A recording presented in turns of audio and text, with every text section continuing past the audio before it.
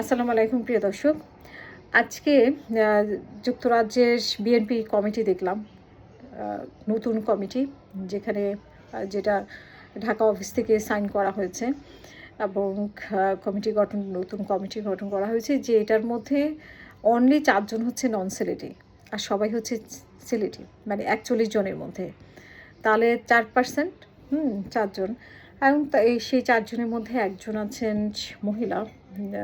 তার কথা আগেও আমি আলোচনা করেছি, খুবই বিতর্কিত তিনি আছেন। অথচ আমরা যখন এখানে আন্দোলনে সংগ্রামে আমরা দেখেছি যে এখানে অনেক মহিলারা ছিলেন।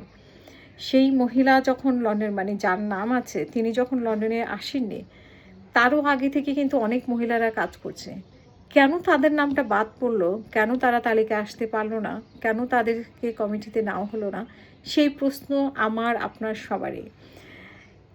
লন্ডনে দীর্ঘ সময় তারেক রহমান ছিলেন, প্রায় 16-17 বছর, এবং এই ওনার সাথে যারা রাজনীতি করেছে এখানকার কমিউনিটি খুবই, আমরা নিশ্চয়ই দেখেছি যে হল ভর্তি হয়ে যেতে, যে কোনো জায়গায় আন্দোলন সংগ্রামের নেতাদের কিন্তু এখানকার মানে যুক্তরাজ্যের নেতাদের অনেক অবদান, যেখান থেকে পুরো যুক্তরাজ্য থেকেই লন্ডনে ছুটে আসতো যে কোনো সময়।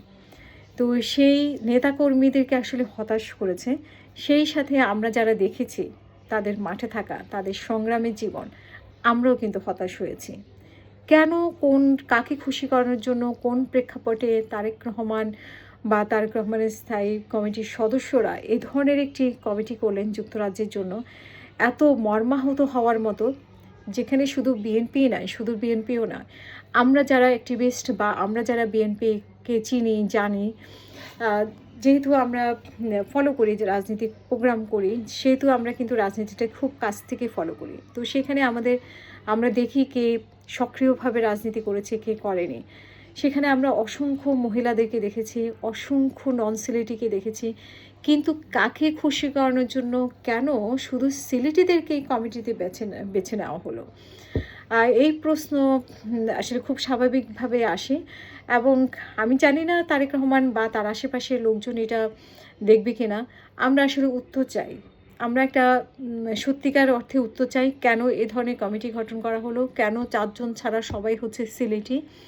তো এতদিন যে ওনার সাথে আন্দোলন সংগ্রামী ছিল, বা এই যে ডেমনস্ট্রেশন, শেখ হাসিনা আসলে, তারপরে আমরা খালেদা জিয়াও যখন আসছে, আমরা অসংখ্য নেতাকর্মীকে দেখেছি। তারপরে তারেক রহমান যেখানে যায়, যেই প্রোগ্রাম করতো, সেখানে অসংখ্য নেতাকর্মী, ইভেন তারেক রহমান ছাড়াও এই যে এতদিন ধরে দীর্ঘ সময় বিএনপি ক্ষমতায় ছিল না, কিন্তু এই নেতাকর্মীরা যুক্তরাজ্য, আমার মনে হয় বাংলাদেশের পরে যুক্তরাজ্যের আন্দোলনটা ছিল সবচেয়ে বড়, সবচেয়ে আলোচিত, এবং সবচেয়ে বেশি আলোচনায় ছিল এই যুক্তরাজ্যের বিএনপি। কিন্তু সেই যুক্তরাজ্য বিএনপিকে কেন হতাশ করা হলো, কেন এই ধরনের একটি বিতর্কিত কমিটি করা হলো, সেই প্রশ্নের উত্তর আমরা যারা করেছি, কমিটি গঠন করেছে, তাদের কাছে আমি আপনি সবাই কিন্তু চাই। আজ যারা কঠোর পরিশ্রম করেছে যুক্তরাজ্যে, যেমন বাংলাদেশেও আমরা অনেক ক্ষেত্রে দেখেছি যে সেই ত্যাগীদেরকে বাদ দেওয়া হয়েছে অনেক জায়গা থেকে, এবং যারা আসলে ত্যাগ স্বীকার করেনি, লন্ডনে হয়তো তারেক রহমানের সাথে আরামা এসেছিলেন বা বাংলাদেশেই আরামা এসেছিলেন, তাদেরকে 3টা-4টা করে পদ দেওয়া হয়েছে, খুবই গুরুত্বপূর্ণ পদ, রাষ্ট্রীয় খুবই গুরুত্বপূর্ণ পদ। আমি জানি না তারা রাষ্ট্রর কতটা মানে মানে কতটা দায়িত্ব পালন করতে পারবেন, কারণ রাষ্ট্র পরিচালনার জন্য শুধু জানাশোনা তারেক রহমানের আশেপাশের লোক বা জানাশোনা হলেই হয় না, তাদের কোয়ালিটি থাকতে হবে একটা দেশ পরিচালনার জন্য, সরকার পরিচালনার জন্য।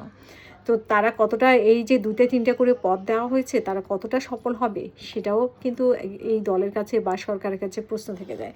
সেখানে আমরা দেখেছি যে ঢাকায় যারা অক্লান্ত পরিশ্রম করেছে, এই শেখ হাসিনার সময় জেল জুলুমের শিকার হয়েছে, তারা অনেকেই কিন্তু অনেকভাবে বঞ্চিত হয়েছে। শুধুমাত্র সফল হয়েছে তারেক রহমানের আশেপাশে, এবং যারা ভালো লবিং করতে পেরেছে, তাদেরকে আমরা দেখেছি যে খুব সুবিধাজনক অবস্থায় তারা আগেও ছিল, এখনও তারা সুবিধাজনক অবস্থায় আছে। ঠিক তেমনি লন্ডনে আমরা দেখেছি, যুক্তরাজ্যে আমরা দেখেছি কীভাবে নেতাকর্মীরা যে কোনো অনুষ্ঠানে ঝড় বৃষ্টি বাদল উপেক্ষা করে ঝাঁপিয়ে পড়েছিল এই দলকে রক্ষা করার জন্য, এই দলের হয়ে রাস্তায় দাঁড়িয়েছিল। আজ তাদেরকে বঞ্চিত করে এই দল, এই সরকার আসলে কতটা এগোতে পারবে, কতটা নিজেদের শক্তিশালী করতে পারবে, দেশকে পরিচালনা করতে পারবে, সেটা কিন্তু আমাদের প্রশ্ন থেকে যায়। বঞ্চিতদেরকে মানে ত্যাগীদেরকে বঞ্চিত করে এই সরকার অনেক বেশি প্রশ্নের মুখে পড়ছে। কিন্তু কেন? সেটা দলের কাছে এবং দলের যারা দায়িত্বশীল পর্যায়ে আছেন তাদের কাছে আমাদের সবার প্রশ্ন।